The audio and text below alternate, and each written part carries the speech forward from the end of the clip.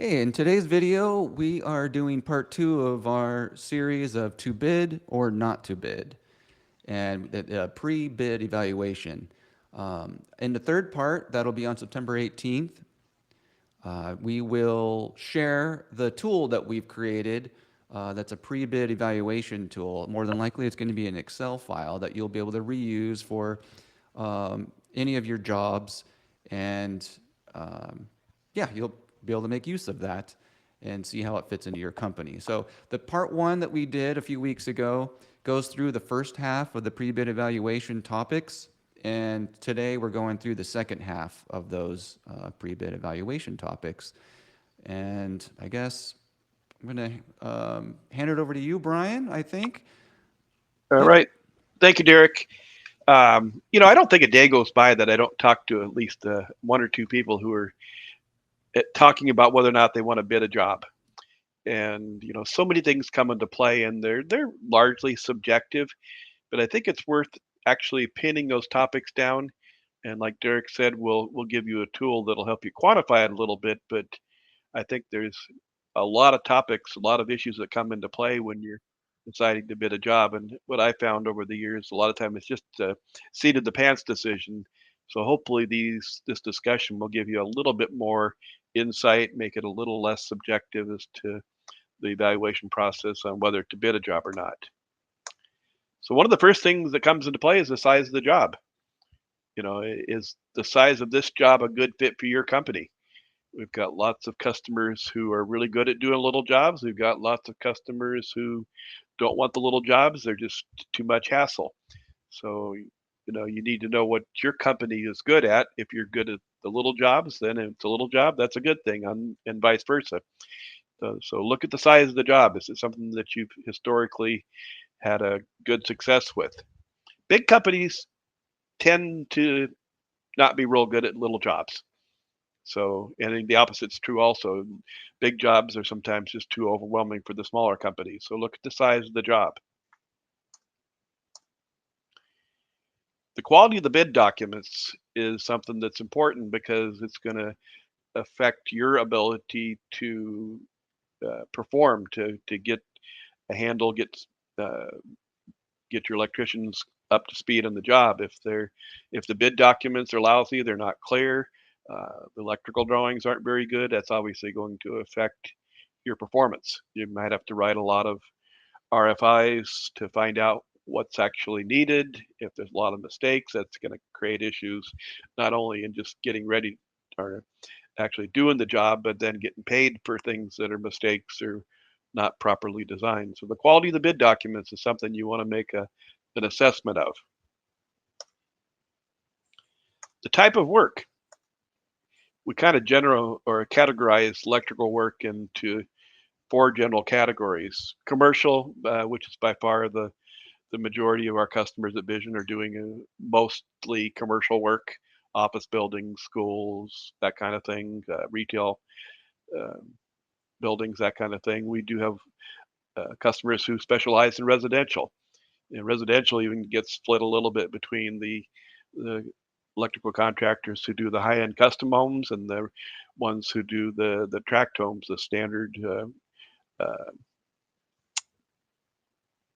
uh, routine jobs that are very repetitive. Industrial is a whole different thing.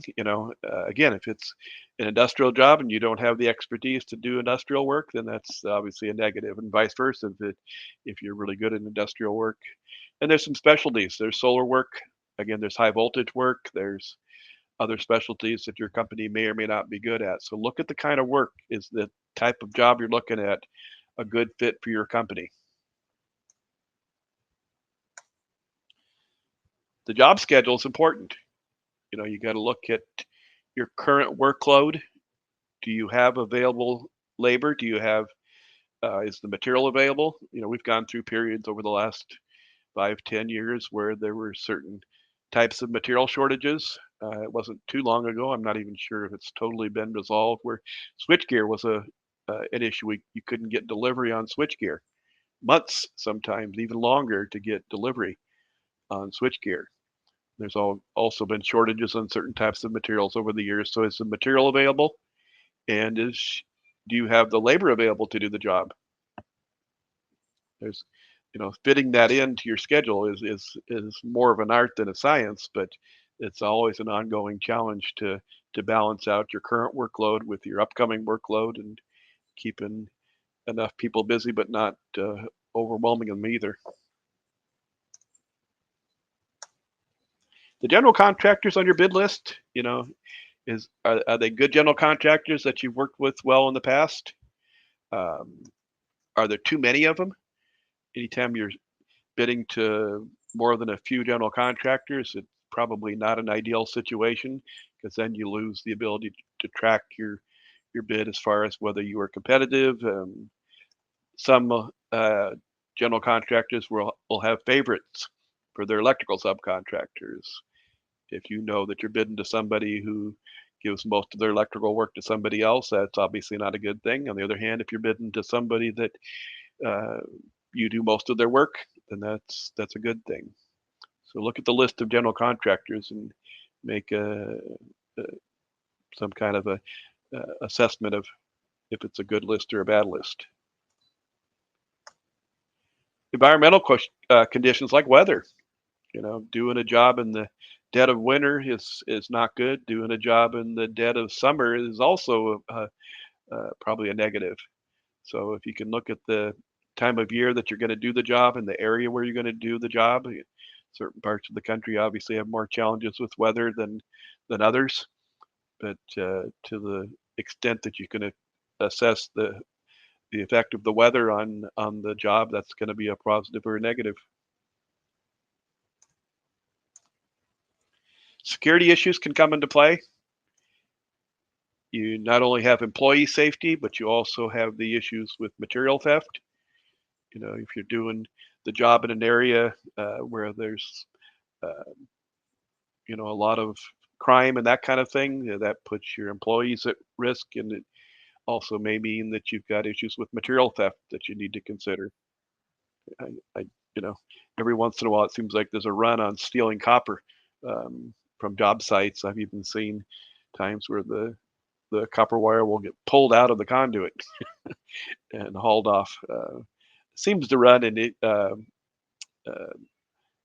it seems to happen, and from time to time. And I guess probably when copper prices get a little higher, then there's a little more uh, likelihood of stealing the copper wire. But you need to look at material theft. You got your tools and your employees' tools. You want to be aware of. That's all costly stuff.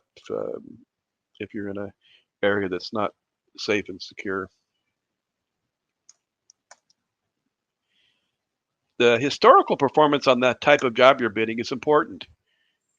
Is it something that your electricians are good at, labor wise? Do you tend to perform uh, the is your estimated hours coming in on budget or under budget, hopefully, or over budget? Those are things you want to look at when you're looking at whether to bid a job or not. Is it something you've historically had good labor performance on? And then just the overall profitability of that type of job. Is it the kind of job that your company has been good at making money on? And that's where you need to look at your job cost and your accounting and see if it's something that your company is good at. That's a lot of what this is good about. Is this a good fit for your company? Just because somebody asks you to bid a job, you want to stop and look at all these factors before you make a decision to bid a job and before you devote your resources to it. Our final topic here is the location of the job. Obviously, when you're bidding jobs outside of your normal area, there's going to be additional travel cost, even if it's just the time to drive to or from the job site. Uh, I've worked with several contractors in the Atlanta area recently, and they'll quickly remind you about how difficult it is just to get across town in certain cities and certain areas. It might be a minimum of 2 hours to get from one side of town to the other. So bidding jobs and across town, and it's going to take you a long time to get to, is going to be a negative, obviously. Um, and if you're working outside of your normal area, and you've got to incorporate hotel and meal costs and that kind of thing, that's going to be something you need to consider, and if it's even worth it to bid the job. Again, some companies are really good at that kind of stuff. They're geared up to work outside of their normal area, and they're really good at it. If it's something you're not familiar with, it might be a negative for you. I think that wraps it up for our topics. Like Derek mentioned at the beginning, we have done this is the second webinar now with the second group of topics. Um, the next one will be on September 18th, and that's going to be a quick review of these topics, but also giving you a tool to make it a little more objective. You'll be able to assign uh, values to each of these categories and come up with an overall assessment of uh, how attractive a job or unattractive a job is to bid. Um, I think that's it. Yep. And there's since this video is up on YouTube, the dates may not mean much to people in the future. Just look down in the description on the video. There'll be a link to part one of this series as well as part three, and we'll probably be also including a link to the pre-bid evaluation um, tool Tool. or Excel file in all the parts so that it's just easy for you to get to as a viewer of this video. Yeah, I think that covered it. I on the last slide, I thought of something as you were talking about how long it takes to get places in Atlanta. If that picture was in Atlanta, can you go back one? Yep. Maybe get your team to carpool because man, that carpool lane looks awfully attractive, or HOV lane, or whatever you call it, all across Yep. the U.S.